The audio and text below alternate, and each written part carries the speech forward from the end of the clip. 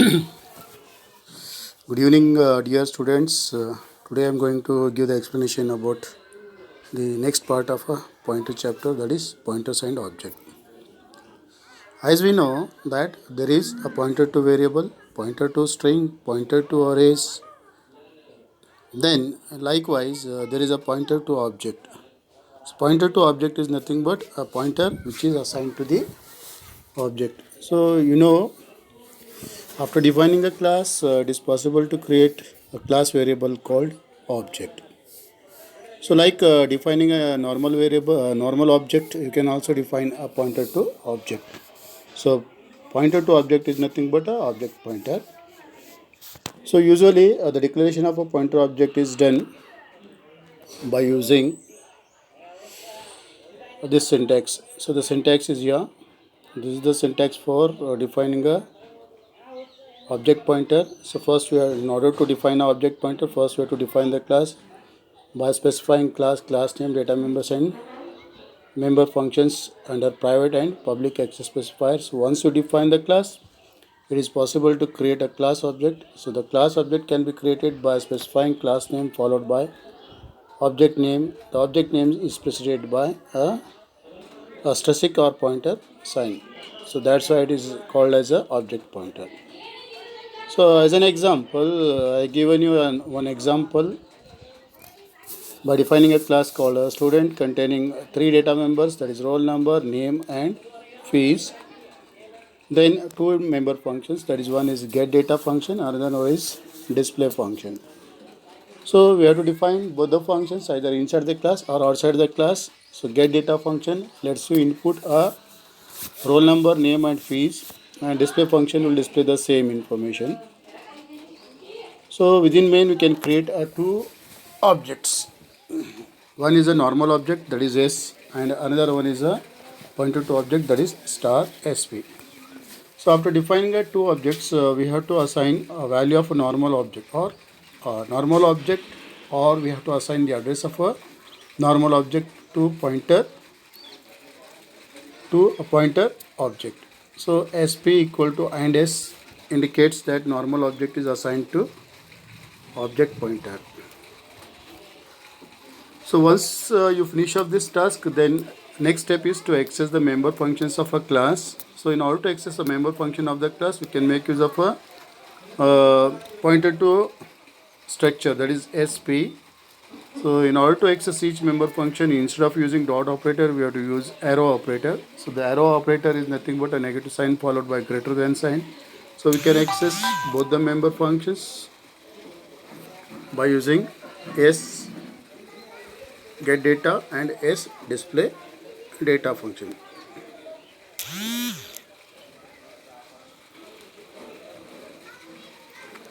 So here get CS should be small in a small case, that we have to make a correction. Then one journal program is there. So journal program to demonstrate the pointer object, I will forward it later. So next part is difference between normal variable and pointer variable. Normal variable and pointer variable. So we have to make two columns. Then on one side we have to define normal variables details, and on another side we have to define a pointer variable details. So usually normal variable is a variable which is declared to store the value of which is used to declare the value. Which is used to store the value. Normal variable is a variable which is used to store a value, whereas pointer variable is a variable which is used to hold the address of a variable which contain a value. The second point for normal variable is the amount of memory required for storage of variable depends on its data type. So how much amount of memory is required for the storage of a value of a variable depends on the data type of a variable. For example, if you want to declare a variable int a, so a is a variable, int is a data type. For integer variable, 2 bytes of memory is required. So or for 2 bytes of memory is required if you are working on a 8-bit computer, and accordingly it will go on doubling. Like if you are working on a 16-bit, 4 bytes. If you are working on 32-bit, 8 bytes. If you are working on a 4-bit, 16 bytes.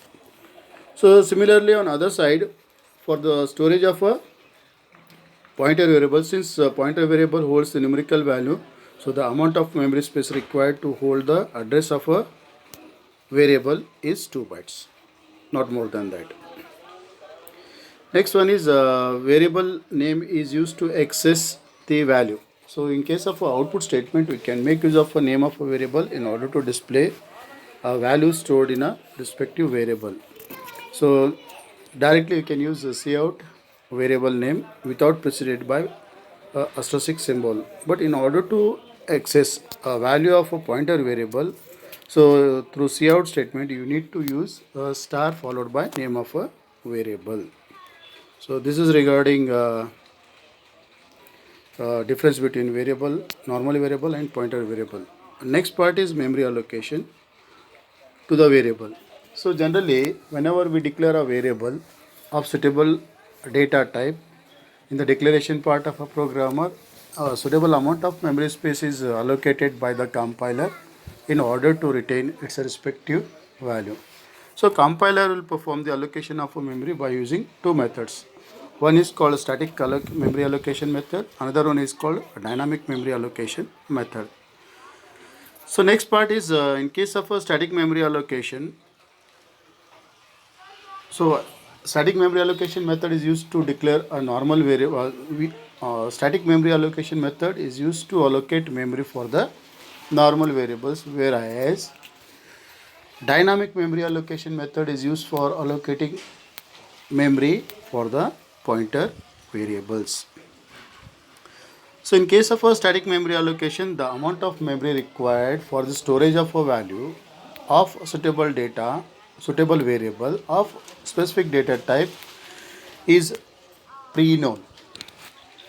That means during compilation of the program only the memory is allocated, required amount of a memory is allocated to the variable.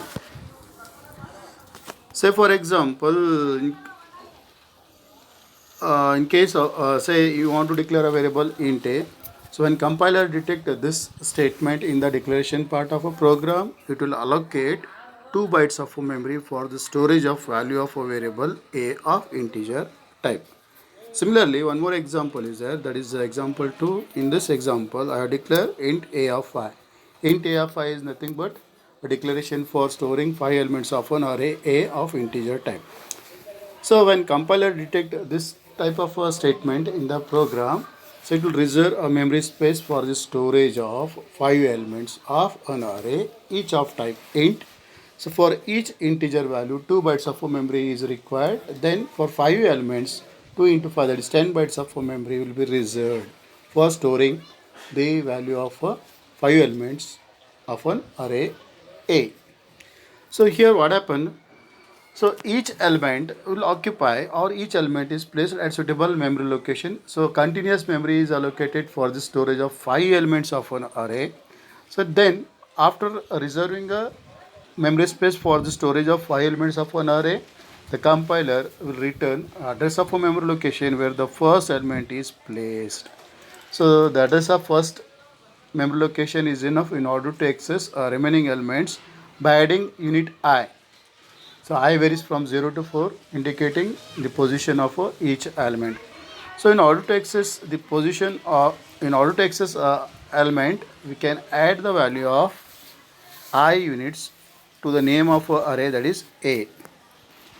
So in case of static memory allocation, whatever predefined number of locations are there, only those memory locations should be allocated. The user cannot increase or user cannot enter more than the specified range of elements, and even the user cannot enter less than the specified number of elements. So if user enters less number of elements, obviously there is a wastage of memory. So hence, in case of a static memory allocation, there is a wastage of memory. Coming to the next point, that is dynamic memory allocation. So actually A dynamic memory allocation method is a process of allocating memory as and when required by the program during the execution of a program. So the amount of memory to be allocated is not pre-known, because after executing the program, after the execution of a program, the compiler comes to know that there is a memory requirement for the variable, because when we use pointer followed by a variable, so automatically the memory will be allocated at runtime of a program. So here, hence, this method is used by the pointer variables, and in this method, since the size of memory is decided during the execution of a program, there is no wastage of memory. There is no wastage of memory. Hence, say that this technique supports efficient memory utilization. So usually in C++, a dynamic memory allocation takes place by using two operators called new and delete. Both are keywords. New and delete, both are keywords. So by using these keywords, the memory is allocated and deallocated. Okay. Now, the new and delete operators allocate memory dynamically. Allocates memory dynamically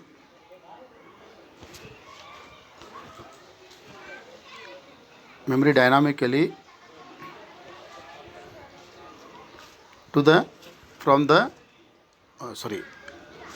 the new and delete operators allocates and deallocates memory dynamically to the specified variable or object during the execution of a program. So the syntax for new operator is data type star variable. First we have to declare the pointer variable, then we have to assign or we have to allocate memory space by using new operator for the respective variable by specifying its data type. So that's why the syntax is data type star variable equal to new data type. So example is here int star ptr. Ptr is a pointer variable, and if you want to reserve a memory space for the pointer variable of integer type, then you can write the statement ptr equal to new int. So ptr is a pointer variable, new is a operator, int is a data type. So similarly you can declare a double type pointer variable and a object, that is a student star sp. Sp equal to new student. Sp is a pointer to object, that is s is a object, or sp is a object, new is a operator, student is a name of a class. So here student will become a user defined data type. Next operator is delete operator. So the delete operator is used to deallocate the memory which is allocated by using a new operator. The syntax for deletion of a or deallocation of a memory is delete variable name. So we need to specify name of a variable without preceding that variable by followed by a star or asterisk mark. So that's why the syntax is delete variable name. So you can delete integer variable, you can delete double variable, or even you can delete object. So the next part is difference between static memory allocation and dynamic memory allocation. There are 4 to 5 points are there. So we have to make two columns. One is a static memory allocation, another is called dynamic memory allocation. So in case of a static memory allocation, as you know, the amount of memory to be allocated is pre-known. This is the first point. Whereas in case of a dynamic memory, so the amount of memory to be allocated is not known, because at the time of execution of a program, the memory is allocated. So in case of a dynamic memory allocation, in case of a static memory allocation, the amount of memory to be allocated should be known before execution of the program. So the second point is memory allocation and deallocation takes place during compilation of the program in case of a static memory allocation method. So in case of a dynamic memory allocation method, memory is allocated and deallocated during the execution of a program. So in case of static memory allocation, there is no memory allocation and deallocation takes place during the execution of a program. But in case of a dynamic memory allocation, the allocation and deallocation of memory takes place during the execution of a program only. So here, once the variable is allocated memory, in case of a static memory allocation, the variable remains allocated permanently. But in case of a dynamic memory allocation, allocated memory is allocated only when the program is active. When the program is not active, automatically that memory is deallocated. And usually static memory allocation method is implemented by using a data structure called stack and heap. So stack is a linear data structure that you are going to study in next part. By that time I will tell you about the stack, and heap is a one kind of a tree. By using a concept of a stack and heap, so both are the data structure. We can make use of these data structure for uh, allocating memory statically. So in case of a dynamic memory allocation, the dynamic memory allocation method uses data segments in order to allocate a memory dynamically. So in case of a static memory allocation, the last point is there is a wastage of memory. In case of a dynamic allocation method, there is no wastage of memory, because as and when required by the variable, it will allocate and deallocate the memory space. So this point I think clear. Next point is free store. So actually free store is nothing but a set of memory blocks, or it is called a pool of free memory blocks or unallocated memory blocks. And these memory blocks are used by the program during the allocation of a memory dynamically at the time of execution of a program. Next part is a memory leak. So memory leak is nothing but a important point to be noted here. So created whenever objects are created, so the objects will be assigned a memory dynamically, and if the objects are not deleted by using delete after their use, so the memory blocks remains remain occupied. Whatever memory blocks are allocated for the creation of object will be remain occupied, and even uh, at the end of a program, such blocks, if the number of such blocks will increase in the computer's memory, they will create some adverse effect. So such memory blocks are called as a orphan memory blocks, and if they increase in number, they will create some adverse effect. So to avoid that situation, it is better to free the memory. So such a situation is known as a memory leak. So memory leak is nothing but a situation which contain more number of or large number of unallocated blocks. So those number of blocks will be increased if we don't delete the allocated memory during the execution of a program. So that's why most of the operating systems are designed, or most of the compilers are designed to carry out that task automatically. I hope this point is clear.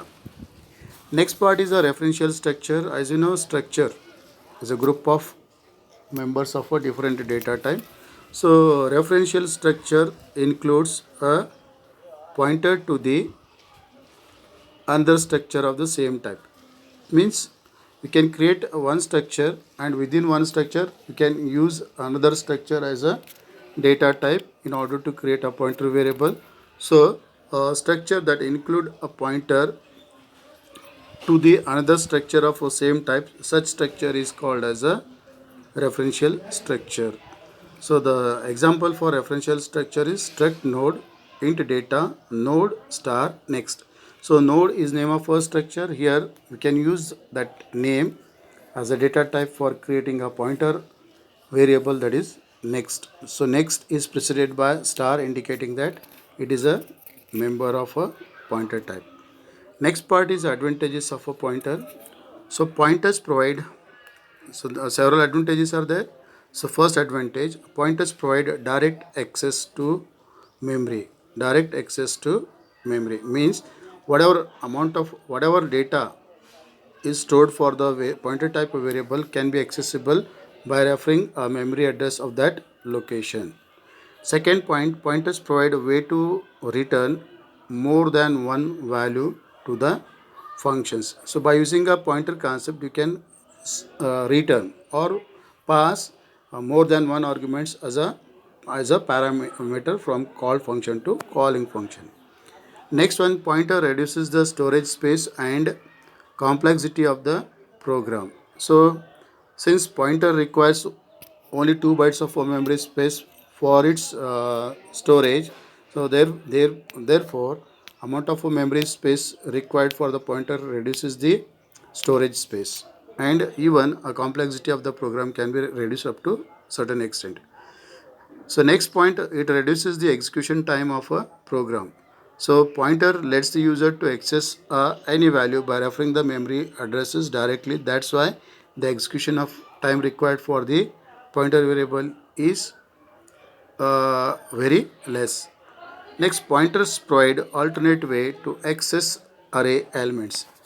That means just by adding a required index followed by name of array, we can access any element from the desired position. Next point is pointers can be used to pass information back and forth between calling function and call function. That means passing parameter mechanism or pass by value method. Pass by reference method is a good example for passing pointers back and forth between calling function and call function.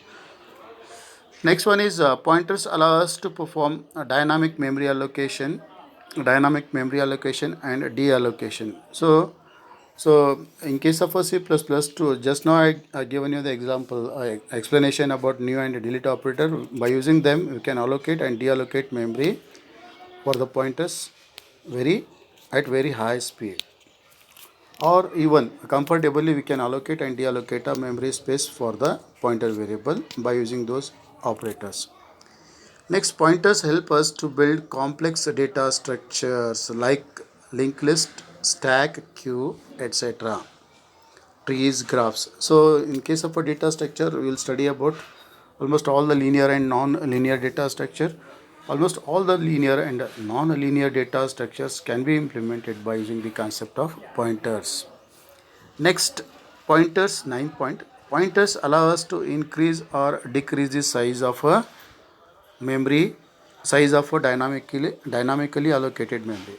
So since memory is allocated as and when required during the execution of a program, so here the size or amount of memory space required for the variable can be increased or decreased during the execution of a program, which is not possible in case of a static memory allocation method.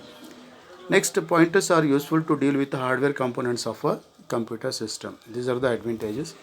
Disadvantages, dynamically allocated memory blocks need to be freed explicitly. Means once we allocate a suitable amount of memory space for the pointer variable, it required to be freed or it required to be deleted, deallocate that memory space by using a delete operator. So we have to call a delete operator explicitly or externally. Next point is pointers are slower than normal variables because pointers represents the address, so the compiler will take a little amount of time to move to the memory location where the value is stored and access that value and perform the required operation over that value. So that's why the pointers are slower than normal variables. Third point, pointers are updated with correct values. It may leads to memory corruption. So if the pointer variables are not updated with the correct value, then they may lead to the memory corruption. I hope these points are clear. So I'm going to attach this uh, uh, audio clip with the WhatsApp. Also I will attach a program which represents a pointer object. You can refer that one and do the required and execute that program, write the program in a observation book, and if you have the system, you need to execute that program. So again the program clip will be explained later. Thank you.